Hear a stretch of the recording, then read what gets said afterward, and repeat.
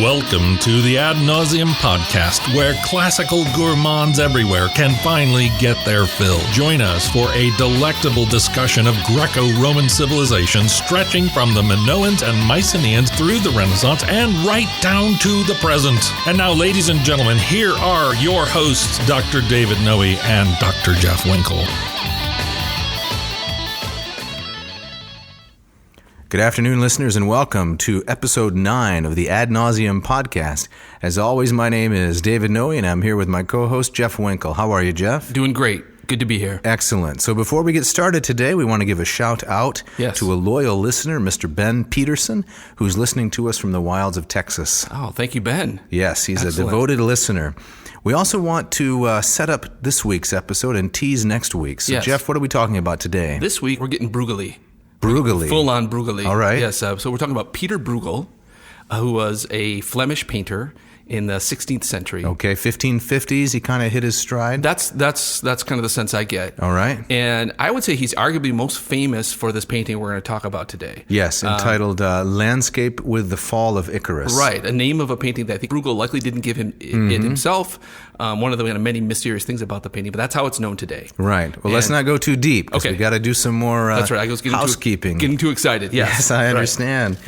Yes. So we have an opening quote, both from Celsus, the ancient medical doctor. Yes. He says, si sine vomitu nauseavit. What does that mean? That means if someone got sick without vomiting. Can you do that? I don't know. You can, I've done it for 25 years. That's right. Yeah, the no vomit streak. That's right. Right. And before we have our big opening quote, can we tease next week? Yes. So next week we're going to talk about the death and burial of the Apostle Peter. Yes. And Jeff, this is a topic near and dear to your heart and on which you have quite a bit of experience. Why don't you set this up for the listeners? Yeah, so it's a fascinating story. So according to tradition, the Apostle Peter was martyred, crucified in Rome during the famous Neronian persecution of the Christians. So this would have been around 66, 67 AD. Exactly right. In Rome at the same time that likely the Apostle Paul was. The tradition says he was martyred in the area of the Vatican. He was buried in that same area. And ultimately, it's his bones that reside under the high altar of St. Peter's Church in the Vatican. And so next week, we're going to talk about the story of his martyrdom, and then also talk about kind of the archaeology behind that. Is there any truth to that at all? Because this is a site you've visited multiple times. Many times, right. Down into the crypt. Down into the crypt beneath the giant church there in the Vatican. And you can make a special request, and usually it's a priest who will take you down there. And there's this whole necropolis down there. It's absolutely fascinating. Right. All right, so that's for next week. Yeah. And today, Pieter Brueghel the Elder, Landscape with the Fall of Icarus. Yes. And Jeff, you have an opening quote for us. Why don't you go ahead and read that? I do. This quote is from a gentleman by the name of Tim Smith Lang. He mainly seems to be an art historian, but very interested in the intersection between classical literature and Western art. And he writes this: "It is hard to overstate how little the Metamorphoses, that is Ovid's Metamorphoses, resembles the rough poem, as Ovid himself called it. On the one hand, it is astonishing for its sheer compendiousness, running ab origine mundi right up to the time of Julius Caesar. Ovid's epic weaves around 250 myths together into a single unbroken song. No other classical text comes close. To medieval readers, it looked like nothing less than the Bible and theology of the pagans, the master key to all their culture and knowledge.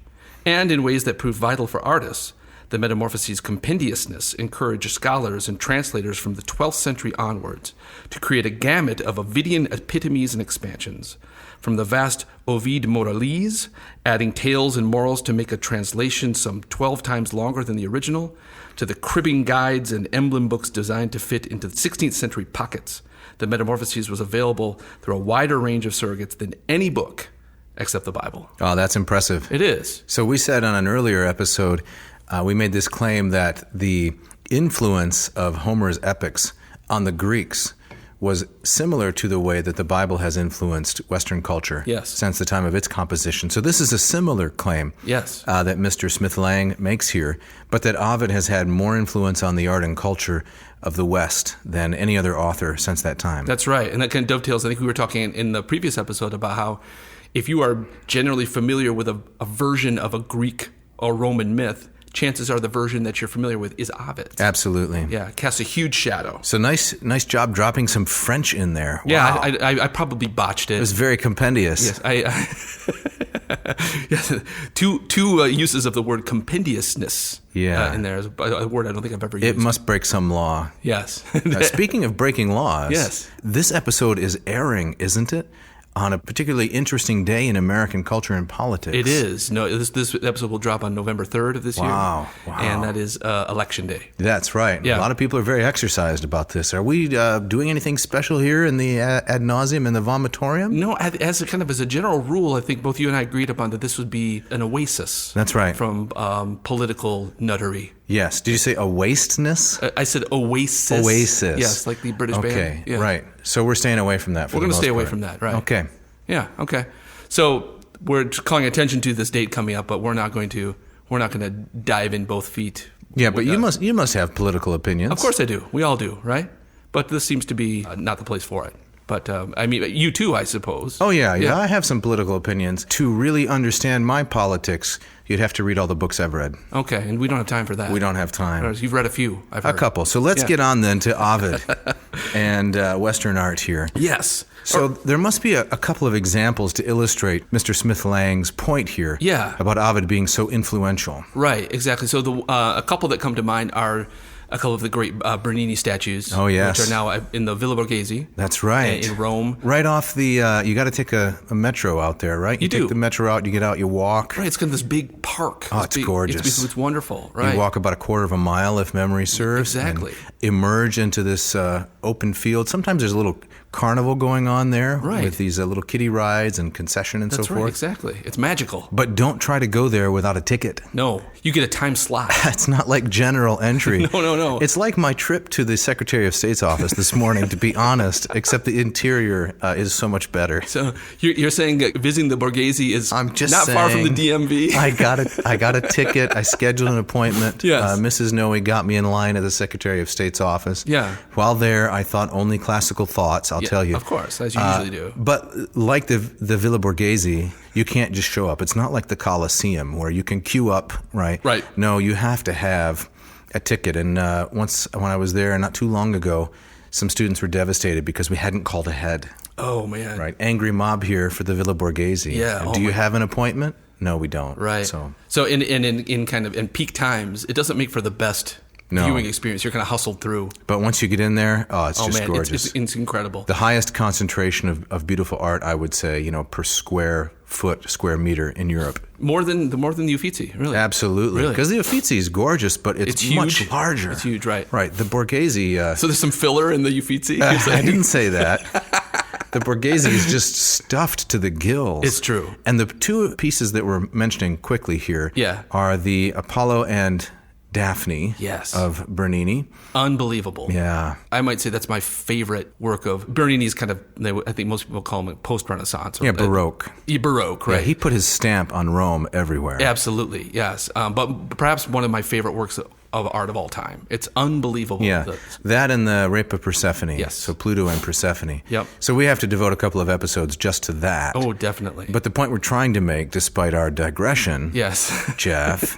You're putting this on me. Okay, I'll take it. Is that, well, I'm the one that went to the Secretary of State's office, That's true. so to speak.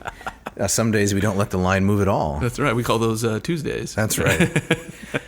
Is that Ovid has had a profound impact on Western art. Absolutely, right. So those two statues, unimaginable without the Ovidian inspiration. Exactly. And there's many other kind of paintings and works of art we could mention here, but we got to get down to business. All right, so let's talk a little bit about who Pieter Brueghel was and a bit about his life. So like we said at the beginning, he's a Flemish painter, Dutch Flemish painter from the 16th century. So born in 1525. Somewhere thereabouts. Yeah, about a decade after the start of the Protestant Reformation. Yep, dies in 1569, so both of us have outlived his lifespan. Yeah, I guess that made him, about 44? Right, which maybe back in the 16th century was a good long life. I think so. Yeah. These men and women accomplished great things by the time they were in their early 20s. Yes, yeah, unreal.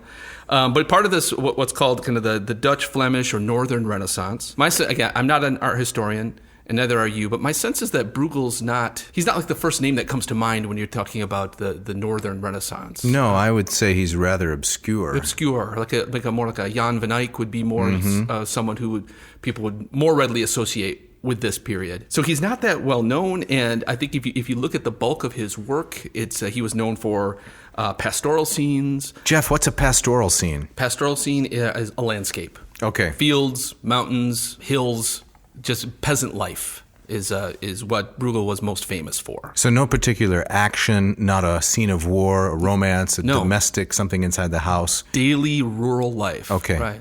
Which I think in some ways makes the painting we're going to talk about that much more interesting. He was not known for mythological or even biblical paintings. He has some of that in his repertoire, but for the most part, he was a landscape painter. Yeah, the famous Tower of Babel, of which there are 2 of those.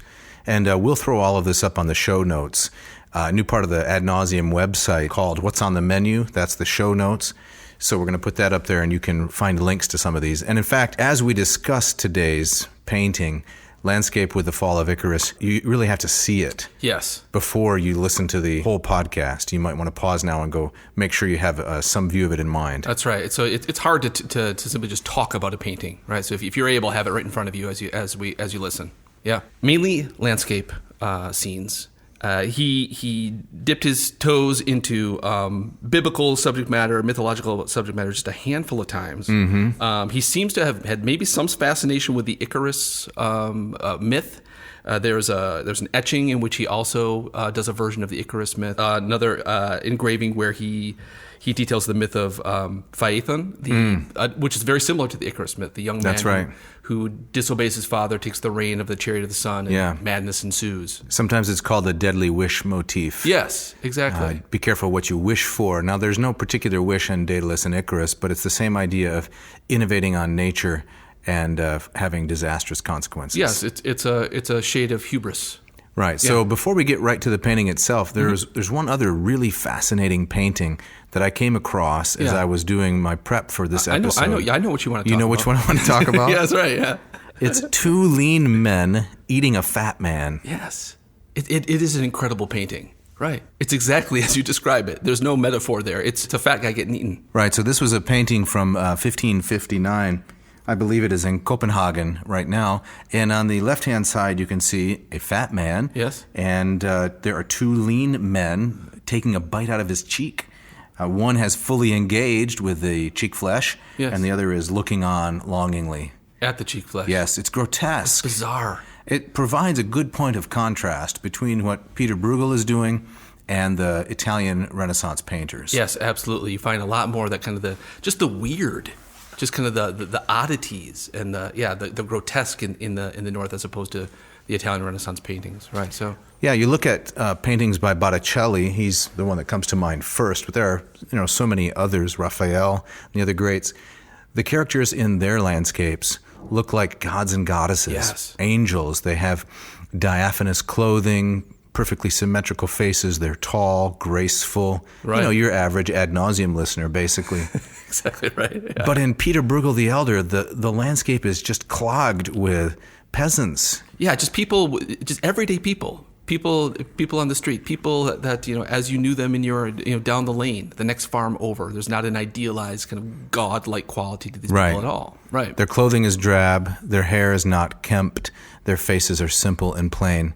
They're average persons. Yes. And this seems to be part of Brueghel's fascination with the common and sometimes with the absurd, because there's another painting that we came across that was also really interesting, and that is Big Fish Eat Little Fish. Yes. Can you describe that a little bit, Jeff? It's a very large fish. It looks dead to me, right? Kind of beached, and then all of these other tiny fish kind of tumbling out of the mouth. And what's tumbling out of their mouths? Tell me. I didn't. More fish. More fish. And out of their mouths? More fish. More fish. It's fish all the way down. So, a little fish is eaten by a bigger fish, is eaten by a bigger fish, etc. And he has this landscape with this massive fish, and out of it is pouring all these other fish. Yes, it's weird. It's not as creepy as eating a fat guy. No, it isn't. But it's up there. Yeah. So can we find some analog, maybe in listeners' experience, of the way these landscapes are packed with extraordinary detail? I would say, to use a kind of example closer to Brueghel, Hieronymus Bosch. Okay. Bruegel's often compared to. A more contemporary example, I would say, like a Where's Waldo cartoon. Where's Waldo? Yeah. So you're looking for Waldo, but there's all these hundreds of different little dramas going on. Mm-hmm. So Bruegel's paintings, I think especially the one we're going to, at some point get around to. Eventually. It rewards the prolonged look. Right. And the careful viewing. Yes. Yeah, some of the scholarship I was reading says that one of these paintings of Brueghel, you can stare at it for several hours and still be discovering new details in tiny little portions of the canvas. Yeah, I buy that. Yeah, I kind of liken it to early CGI in movies. You know, when you have the big crowd swarming across the plain. At first, all the characters look really unlifelike. So, CGI of 15, 20 years ago, the characters look all very unlifelike and really similar to one another. Right, all moving in the same direction. That's right. And maybe if they had a big budget, then there would be one or two character types that they would intersperse. So if you looked at one and then you looked at a second, they'd be different. But if you looked at the third, you'd recognize the first. You with me exactly. here? Exactly. Right. Not to get too arithmetical. Yeah. But today's CGI is so impressive and seamless that each individual in the stands, for example, has different character qualities. Right. Yeah. And that's what Bruegel's like. Every little element on the canvas, unique. Yeah, that incredible attention to detail. So the listeners are going to want to check out Two Lean Men Eating a Fat Man. Absolutely. And they're going to want to look at Tower of Babel. Yep. And what was the third one? The Big Fish Eating Little Fish. Yes, Big Fish. Fish. We'll have links to these on the Absolutely. on the website. Right. Yep. Yeah. Well, let's get down to the main event. What do you say? Let's talk about Icarus. So, like I said, I think this painting, my sense is the one that Brueghel is most famous for. And what's really interesting, the painting itself was likely not even painted by Brueghel himself. Likely a version of a Brueghel original. So I think we're on solid ground in saying that the painting we're looking at is definitely Brueghel-esque. Brueghel-esque. Brueghel-y, right? Jeff, that's Brueghel. That is Brueghel, right? Yeah. I had a couple of Brueghels for breakfast. Yeah. Moving on. Yes. So the painting we have now is what seems to be a copy of an original Brueghel. Okay. And there's another painting of virtually the same subject, which has actually Daedalus up in the sky. But that is not the most famous version and the one that gets the most attention. And that one was recently discovered, right? Yeah, recently in the grand scheme of things. Okay. At the early part of the 20th century. Okay. But that's fairly recent. But far removed from Brueghel himself. Right. Now, where is this painting housed today? It's in Brussels. Okay. In the Museum of Fine Arts there.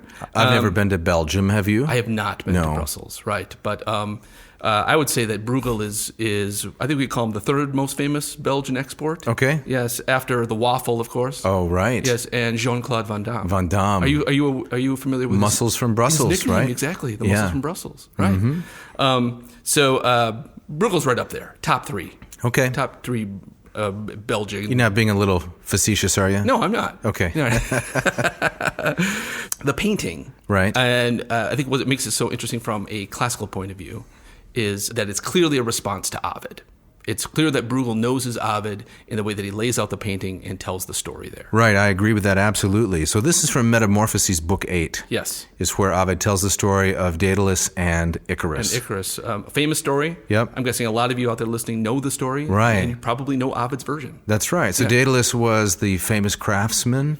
He invented androids or automata. Yeah. He solved some other amazing engineering problems. And as this story begins, he's trapped on the island of Crete in a labyrinth which he built. Which he built and designed, right, to house the Minotaur, right? In order to spare King Minos the embarrassment of having this monstrous son. Exactly right. But now Daedalus is trapped in it with his son Icarus, and he has this Sophie's choice kind of thing. Yes. Do I stay here in the labyrinth and my son and I are safe and intact, or do I risk the air and probably risk death for my son? Exactly right. And in Ovid's telling, it's clear that Daedalus knows at some level that he's messing with things that he shouldn't mess with. Oh, I think absolutely he does, because Ovid has this brilliant line about he decides to improve nature. I don't remember the exact Latin right now, but he's going to improve upon nature. And then as he's putting together the wings, right, his son Icarus is standing nearby and kind of distracting him and playing with the elements of his father's craft. Yep, chasing feathers around. That's right. Makes me think the way Ovid tells a story that Ovid himself was a father.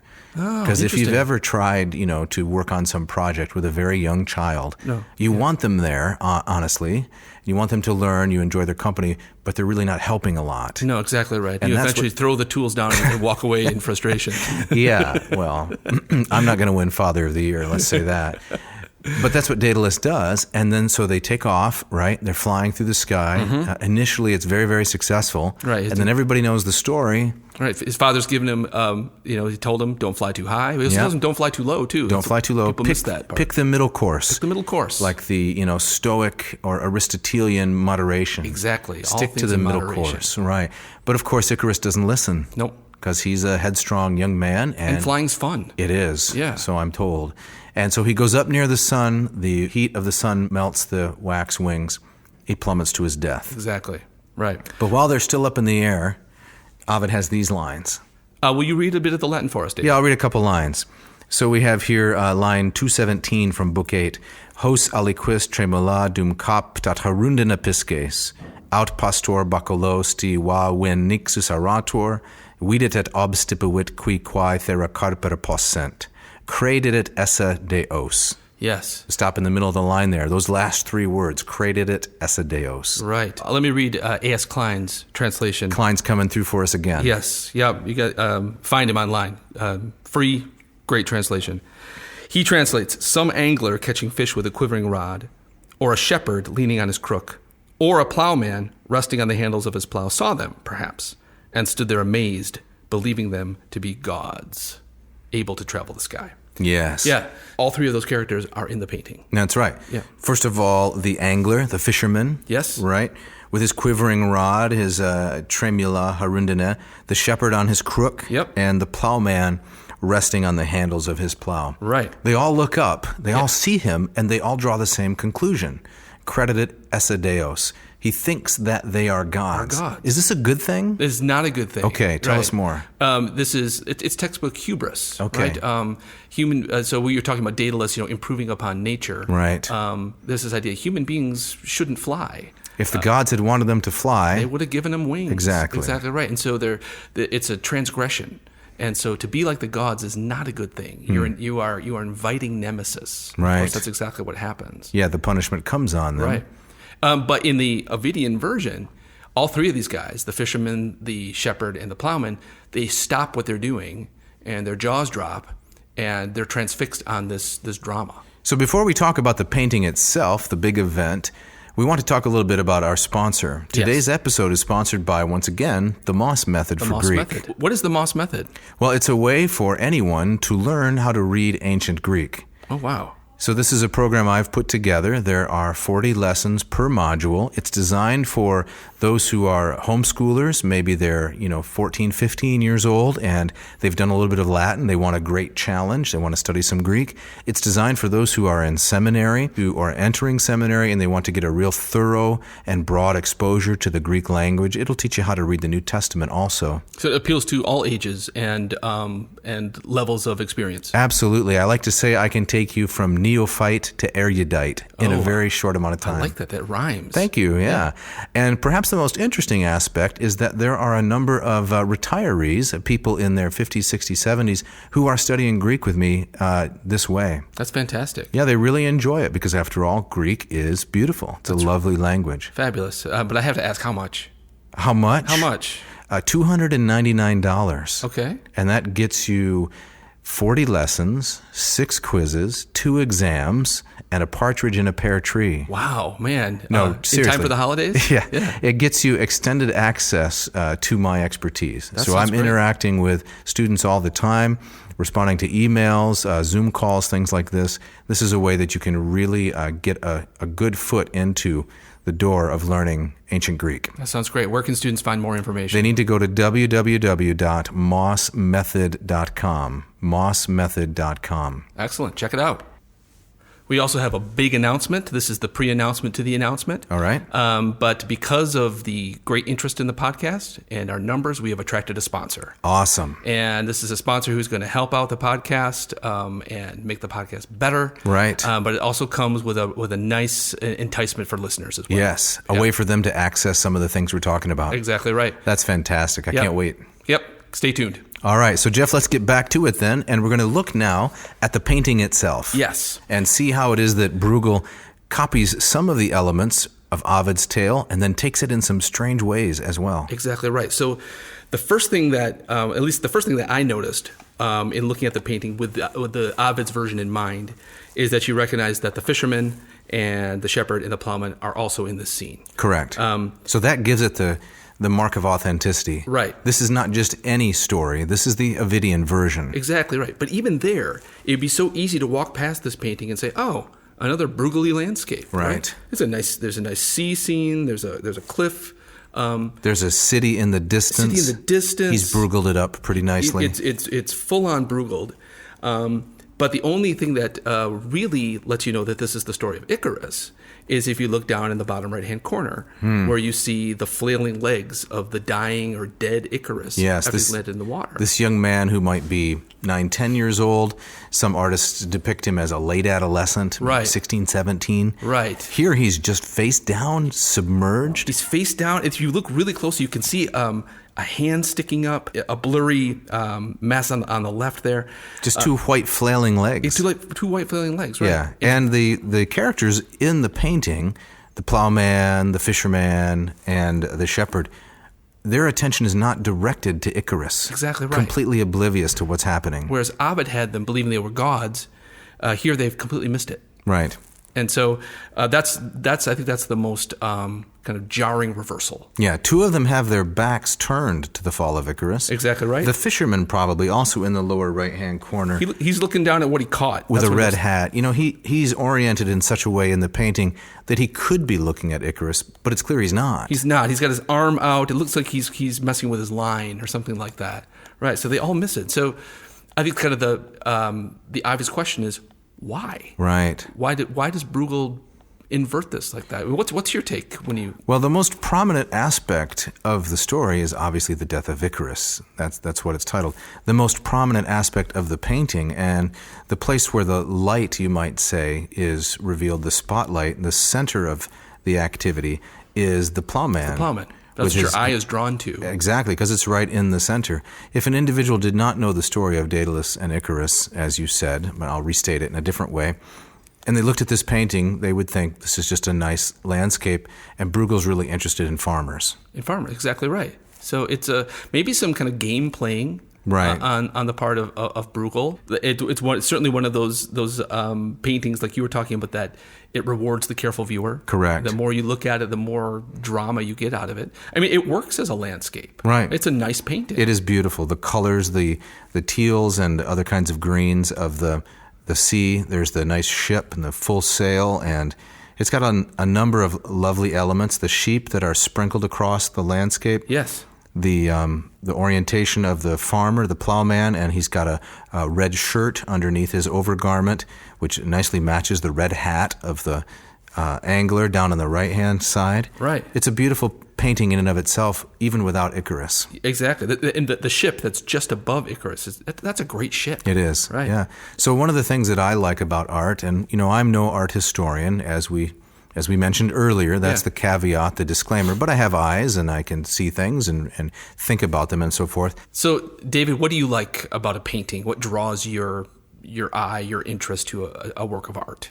Well, I like scale, right? So the size of the painting is often very impressive. Some of the galleries I've been to in Europe, places like that, I'm just stunned at the scope and the scale of some of these paintings because I've only ever seen them prior to that experience online, some tiny little image. Right. So the notion that a painter, was suspended over this painting with brush and palette and so forth, suspended on ropes and such in order to paint this massive sort of thing, that's impressive. So bigger is better. Well, oftentimes, the scale is overwhelming. Okay.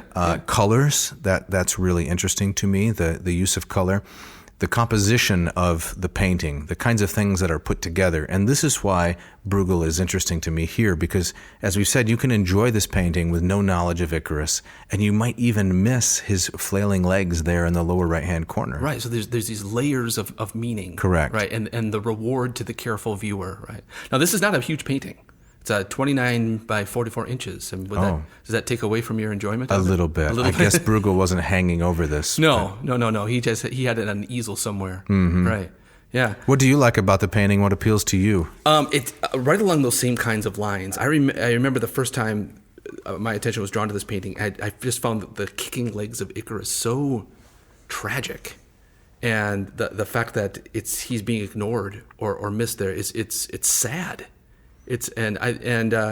The fact that he's dying alone out there while kind of life goes on, right, I thought was a really fascinating take on the story. That's a key element, and one that I have heard others speak about as well. So why do you think Brueghel subverts the scene? Why does he change things so much? In the research that I did, it seems like there's a general agreement that kind of the message of the painting, such as it is that life is not mythic. And when tragedy happens, life goes on. So when we say it's not mythic, well, what do you mean by that? I think like the vast majority of one's life is not made up of kind of mythic grand events. It's mundane things. It's mundane. And so when Ovid says, the world stopped when these guys saw Daedalus and Icarus up in the sky, thought they were gods. Right. There's like this spotlight on this mythic moment. Right.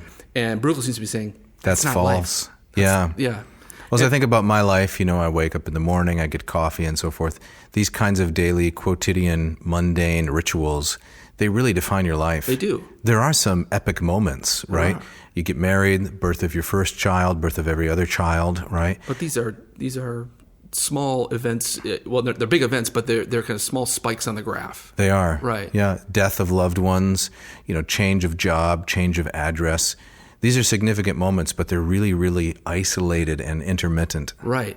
So Brueghel seems to be, or many people take him to be, commenting on kind of how life, the vast majority of life, really is. So I stumbled across apparently there is a Flemish proverb. I'm sure it sounds better in Flemish. You can't get enough Flemish proverbs. Yeah, I can't. Could we say that the Flemish proverbs get stuck in one's throat? That's Brueghel. That's it. But the proverb is something along the lines, and the farmer continued to plow, which is like, c'est la vie, life goes on. Yeah. Right? So this thing happened, well, the farmer kept on plowing. Right. Yeah. Yeah, that's fascinating, because often I find what makes those epic moments in one's life tolerable, because sometimes they're not all joy, right? They're not all your wedding day. Sometimes they are very disturbing, is that we have all these little rituals that continue on in those moments. As when we talked about casseroles at a funeral, right? Yes. Why do people eat at a funeral? Right. In this country, at least, it's not because we need any more food. No. There's something ritualistic about the wake. That's right. Yeah. There has to be these kinds of small elements in our lives to keep the rest of it going. They kind of lubricate the epic moments. Right. Exactly right. And like you talk about just like making coffee and getting coffee in the morning, I think one of the tricks is finding joy. Right. In these small little things, right, and not saying this is a mundane thing I have to get past so I can get to the epic. Right. That's not how life works. No, there's no contentment in that. No. Do you think Brueghel is saying something darker even? Because the death of this young man Icarus, this is miserable, right? It is miserable. And his father flying overhead, this is an epic moment for his father. His father, right. And which makes it so interesting is that in this version, he erases Daedalus from the scene. Yes. Right? And I mean, there's some... Although you said the 20th century rediscovery has Daedalus in the scene. Right. And there's debate about kind of which version came first. But many art historians, as I take it, believe that this version of the painting that we're looking at, without Daedalus, was thought to be Brueghel's kind of improvement on it. And that by removing Daedalus from the scene, he changes the tone, he changes the message, right? And something that makes it kind of more deeply tragic. He's almost suggesting that his father missed it.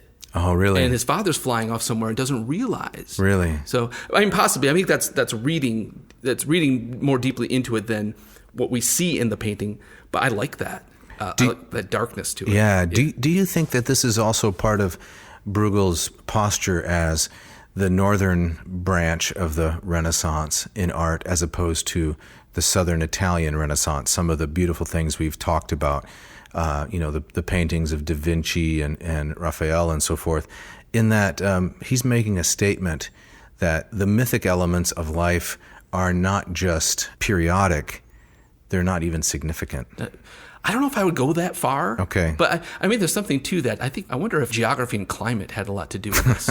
It's easy to kind of look at the world through a mythic lens when you're in the sun-kissed Mediterranean. Yeah. But here he's up in Belgium. Give me another glass of wine, some more prosciutto and so forth. Exactly right. But when you're slogging through 3 feet of snow. Right. Exactly right. Maybe he painted this like in the dead heart of February. Right. Where Northern Europe is no picnic. February makes me shiver with every paper I deliver. But that's a Don McLean, right? Yeah, bad news on the doorstep. Yes, I couldn't take one more step. Mm-hmm. Yeah, exactly right. And I think that this is true if you look at a lot of Northern Renaissance art. There's a much kind of darker comedy. There's a much more, I think, kind of a bleak outlook on life to some degree. And I mean, the fact that this is the only painting of Brueghel where he engaged in a mythic subject matter. And what did he choose to do with it? He took this very bleak, kind of dark take on it. Yeah. So what is the message of Ovid's tale, do you think? My main takeaway is that it's a message about hubris. I think a lot of Greek myths, Ovidian myths, have kind of this be careful what you wish for, you might get it kind of quality. So we sympathize with Daedalus wanting to escape the island with his son, but this idea that act of heroism, the act of parental love, comes with this deep cost. Yeah. Right. It's why most of the Greek hero stories end so badly. Right. There's very few happily ever afters. I take that to be the main message. Another way of looking at this, though, is through the lens of Greek tragedy. And when I teach Greek tragedy, I like to quote Aristotle, from the Poetics, yes. where he says that tragedy shows people as better than they are in real life. And it doesn't mean morally better. It means that they are larger and grander. They're on a bigger scale.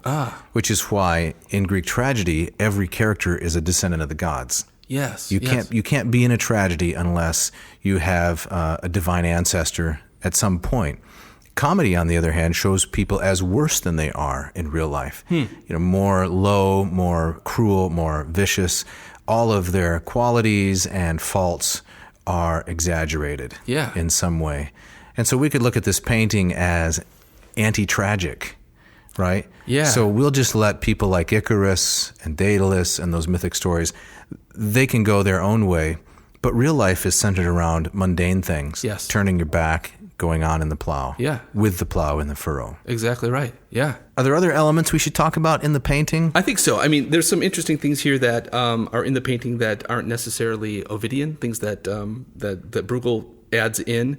My favorite is the mysterious kind of thing in the dark patch on the center left of the painting, which the plowman seems to be kind of circling from or circling towards. It seems to be kind of an upturned head there in the bushes, and that's really hard to spot. Is that located below the horse? It's right above the horse or the donkey's head there. If you go straight up from the donkey's head, okay, you see that little kind of that white splotch. Right. If you zoom in on that, it's an upturned face. I thought that was the Ad Nauseam logo. Exactly. We could plug that in. I like that. Yeah. So we've just defaced great art now. We have. That's unforgivable. But it's a head of a dead guy. Yeah, maybe a fat guy who was eaten. I don't know. Or a skull. I also was reading that there was a recent spectral analysis of the painting, and it looks like whoever painted this depicted a guy defecating back there. Really? In the bushes? Yes, back there. That sounds like Brueghel. It does sound like Brueghel. If I'm not mistaken, his contemporaries called him, and here's my attempt to translate some Dutch, Per den Drol. Which means? Peter the Turd. The Turd. And they called him that because all of his characters were so hideous. Oh my gosh, yes. Yeah, and he knew it, and that's what he was aiming for. Well, perfect. So that would be perfect. But whoever painted this edited it out. So didn't want to keep the. I guess not. The guy defecating. Did you have a nickname growing up?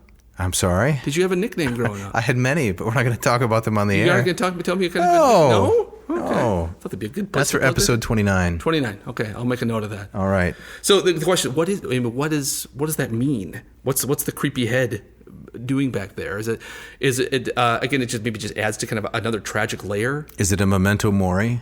Yes. Remember right? death. This is what awaits us all. Yeah. I've also read somebody noting that the angle of the plowman's head is similar to the angle of the donkey. Is there any real difference? Futility of life. Futility of life, going in a circle, and you're just going to wind up at the head in the bushes. Right. So unburied, unmourned, unloved, unsung, right? Virgil has this phrase, I just was looking at it yesterday, curvus arator, the bent-backed plowman. Yeah. It's from Eclogue 3, I think. Oh, yeah, that's very much this guy right Yeah, there. absolutely, because, you just pull behind the plow forever, you end up being like the animal pulling it. Yes. I also read some other analysis that, the plowman isn't really dressed like a plowman. He's kind of dressed fancily. Right. And if you look off to the left, kind of just below the donkey, he's left kind of a pouch and a dagger behind, or off to the side. And what could that mean? Could it be that he's kind of abandoned the mythic, right? He's abandoned his sword. He's abandoned kind of the life of heroism, and he's kind of embraced this life of the mundane. I don't know. That's fascinating. It's really interesting. Are there some time problems in the painting as well? Yes. We were talking about this earlier. Right. As art will often do when it embraces a myth, I think it tries to tell lots of elements of the story at once. Many have noted that the sun is setting in this painting. In the other version where Daedalus is in the sky, it looks to be high noon, which would make more sense for the sun at its brightest, at its hottest. That's when Icarus falls. But here the sun is setting. We're towards the end of the day. Right. And so, again, what does that mean? The sun sets, it's setting on Icarus's life. Yeah. It's a more metaphorical kind of thing. But it's not a direct telling of the story. Yeah, this is the joy of art. It's suggestive, evocative. It doesn't really dictate what you are to think. Exactly right. It leaves an open canvas. So, and this painting just invites so many different responses to it. It's wonderful. Now, in the original story, at Icarus's death, nearby was the perdix, Yes. the partridge.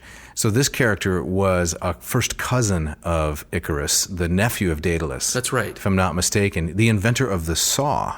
Yes. He saw the skeleton of a fish, and Yes. how the bones are arranged in a series, and he invented the saw. Daedalus, from jealousy, picked up Perdix and threw him to his death. As he plunged down, Athena transformed him into the partridge. The partridge, right. So in Ovid's telling, the partridge is there in a tree nearby, mocking, cackling at the death of Icarus. Right. Because now Icarus has died just like he has. Yes, adding just a deep insult to deep injury. Correct. Right. There is a partridge in this scene. Okay. Right? And again, if you look up just to the up and to the left of the angler, there you see him. They're Yep, perching there in he a is. tree. I don't think it's a pear tree. Definitely a partridge there. It's a barren tree. It's a barren tree.